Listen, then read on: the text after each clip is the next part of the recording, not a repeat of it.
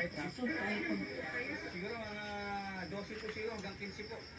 Umabot sa third alarm ang suno na tumutok sa mahigit 50 bahay. Problema ngayon ang pansamantalang matutuluyan ng nasa 120 pamilyang nasunugan. Ang paaralan kasing pwede sana maging evacuation center. Sa Lapesay na elementary school po, pero po ang problema po kasi may pasok na po kasi. Saka hindi din po kasi ganun kalaki yung school na nakahalat sa amin na evacuation center. Iniimbestigahan pa ang sanhi ng sunog. Undetermined po tayo, under investigation po yung pagsasunod po natin. Sa barangay Santa Teresita sa Quezon City, may natupok din mga tindahan ng iba't ibang dekorasyon.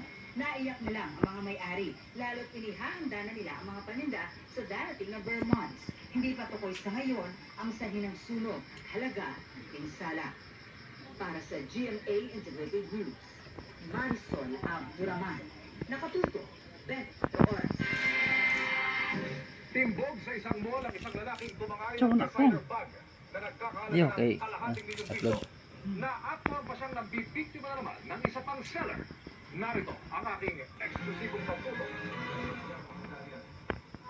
Sa halos 4 na taonang pagbebenta ng mga luxury designer handbag ng negosyanteng si Christine, wala raw siyang nagiging problema hanggang sa nakating niya nitong nakaraang linggo ang lalaking ito na nag-inquire online para bilhin ang binibenta niyang bag na nasa kalahating milyong piso ang halaga. Pan-on. Agad daw siyang minit nito sa isang coffee shop. Magaling po siya magsalita. Ano Ay, po ginalingan. siya, parang sanay-sanay, pinaka niya yung bag, minagnify niya. Ginalingan mo nga nga. Yubilay pa niya yung card.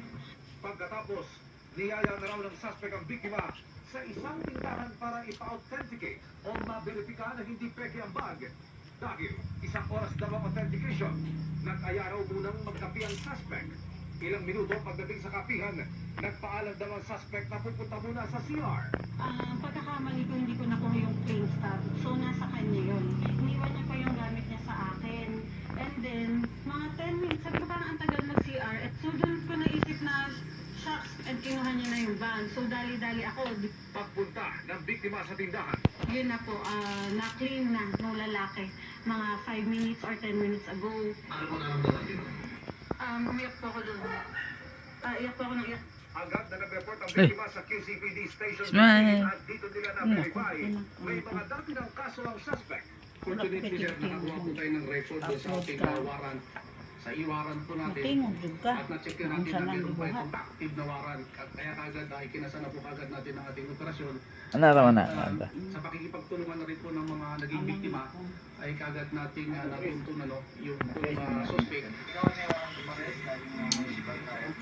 Arestado sa isang shopping mall sa Mandaluyong.